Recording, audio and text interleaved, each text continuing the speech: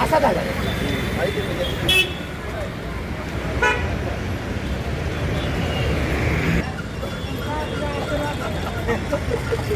कोणाला आशीर्वाद दिलेला आम्हाला कळू दे.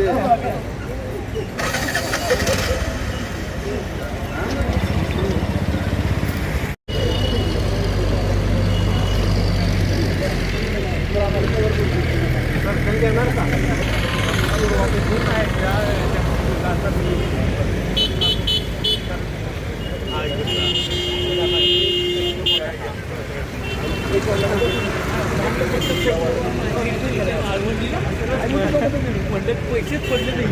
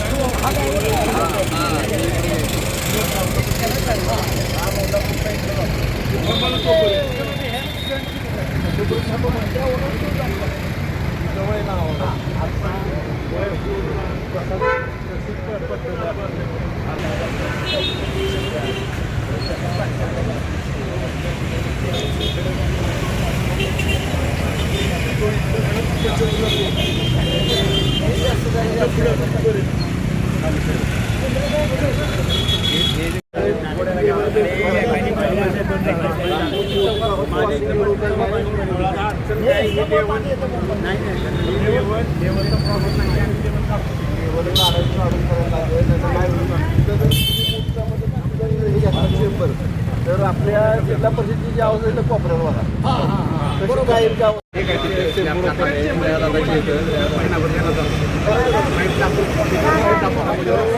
आज पाणी केली व्यापाऱ्यांचं मत काय, तुमचं मत काय ते सांगा.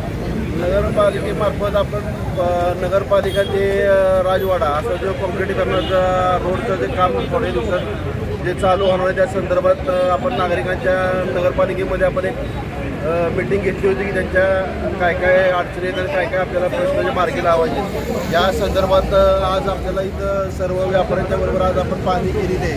तर त्यांनी काय काय ज्या गोष्टी सांगितल्या आहेत की जेव्हा जो जुना उभरा होता त्यांच्या 2-2 पायऱ्या खाली गेलेल्या आहेत तर तेवढ्या खाली जाऊन होताना पुढचा रस्ता तसं व्हावा.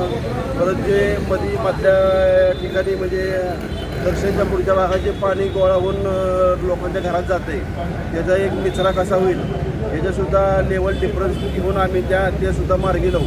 परत लाईटचा आत्ता एक विषय इथं समोर आला त्याचं लोड वाढवायचा विषय तो लोड वाढवून सुद्धा घेऊ. मला सांगा, तुम्ही आता पाहणी केली, काही ठिकाणी अतिक्रमण आहेत या रोडला, काही ठिकाणी पार्किंग नाहीत, काही इमारतीला डेव्हलपिंग झाल्यात, आता काही नवीन डेव्हलपिंग चालू आहेत त्याला पार्किंग आहेत का? मग ती कशी समस्या तुम्ही सोडवणार आहे? तुम्ही व्यापाऱ्यांनी ह्या गोष्टी पण लोकांपर्यंत गेल्या पाहिजे. आपण स्ट्रिक्ट इन्स्ट्रक्शन दिले आहेत की पार्किंग शिवाय कुठल्याही मंजुरी द्यायच्या नाही. आणि अतिक्रमाचा विषय जो आहे म्हणजे तुम्ही जे म्हणताय फेरीवाले किंवा जे बसलेले ज्याचा सुद्धा मार्ग या एका महिन्याभरात निघत. पार्किंगचा पण विषय आपण 2 पार्किंग खुली करतो. एक तर आपल्या मंडईच्या खालचं पार्किंग आहे आणि तसंच आपलं आता जे ह्याचं राजवाड्याचं पार्किंगचा जो विषय मंजूर झाला आहे पार्किंग आणि प्लस आपण तिथले जे फेरीवाले किंवा आपण चौपाटी म्हणतो आपली त्या चौपाटीचं पुनर्वसन तिथं होणार आहे त्यामुळे पार्किंगचा सुद्धा विषय संपला. मागं काही डेव्हलप झालेल्या इमारती आहेत त्यांना काही तुम्ही दंड करणार आहे का नाही की पार्किंग नसल्यामुळं काही असं काय करणार आणि कारवाई हळूहळू आपण पहिलं पार्किंग उपलब्ध करून देत हा पहिला प्रश्न आहे. त्यानंतर ते दंडाची कारवाई चालू.